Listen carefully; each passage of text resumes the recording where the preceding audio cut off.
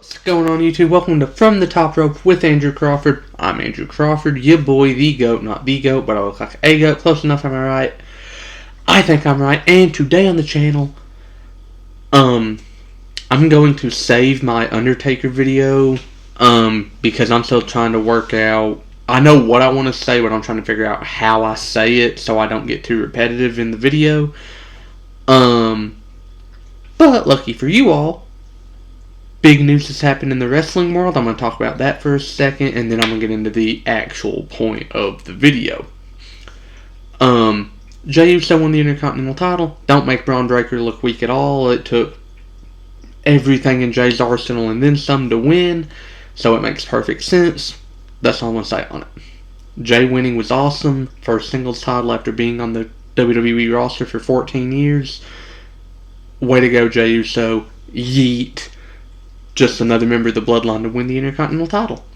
Now, what I'm actually going to talk about in this video, I'm going to be ranking all 5 seasons of Prison Break. I just finished the show. What a show. I'm excited to talk about it. Now, first off, spoiler warning if you've not finished the show or you've not watched it. Wrong video, take a U-turn, whatever, don't watch. Or watch and have it spoiled for you, but you have been warned.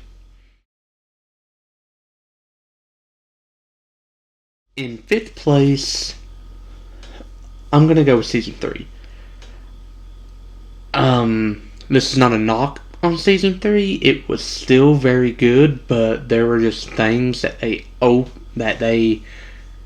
didn't really like the inmates from the asylum storyline of the prison in Season 3, down in Panama that they were at. I didn't like the fact that they killed Sarah. And I know those are very nitpick things because shows kill off characters all the time. And I'm sure somewhere on this planet there is a prison where it's basically the inmates running the asylum. But as far as I'm concerned, I feel like Season 3 could have been done better a little bit. I don't know. They never really... I just feel like Season 3 was a very untapped potential season and think it could have been better. And this is the part where it's really rough to decide because, like, seasons 4, 3, 2, seasons 5, 4, 2, and 1 are really good. All of them are like A to S tier, so this is just finding out little nitpicks I can have with the show, with the seasons. So, with that said, in 4th place comes Season 2. I don't know why Season 2 is this low, other than the fact that it didn't have its standout moments for me.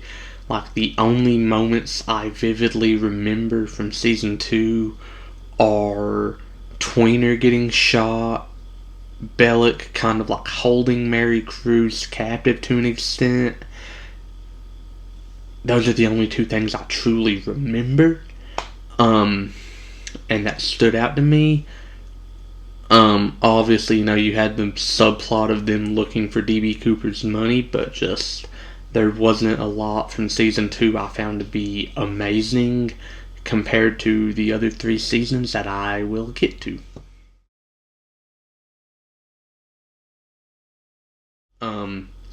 Number 3, I'm going to go with Season 5. I love Season 5. I thought it was absolutely beautifully done with how well they did the explanation they gave for Michael having to fake his death. The genuine heartbreak you could see in Lincoln's eyes when Michael acted like he didn't know who he was. And that's 100% credit to the actor Dominic Purcell. Like, that was a tremendous acting job. Everything with Sucre coming to the rescue, Um, just everything about season 5 was kind of very perfect. The only thing I wish is that you would have had more time to focus on very small subplots like Sucre's whole cruise ship, like whole ship gig. That was, I would have liked to see a little bit more of that, but I do appreciate that they did mention that, and so when it came into play towards the end of season 5, it made perfect sense. Done more with Abruzzi's son, Luca. I would have just really liked to see more of what they could have done with certain subplots, and wish that season 5 could have been longer. But that's a very small nitpick. Nonetheless, season 5 comes in third place. Number 2, season 4. Talk about having so much to do and you doing it perfectly with the time you're given. You've got 42 minutes of televised time, give or take, an episode, and the other 18 minutes that make it an hour are commercials. And what they were able to do in all 22 episodes, plus the little two-part kind of mini-movie they did that would take place kind of in between their exoneration and the end of season 4, like the last 5 minutes of the episode, what they're able to do with that is truly phenomenal.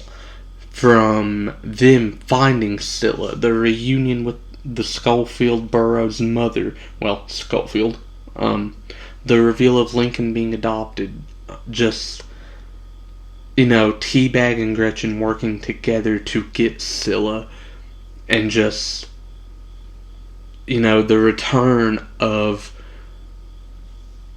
the Secret Service guy Kellerman, and just C-Note helping, Sucre, the subplot of Mahone actually getting caught by the FBI.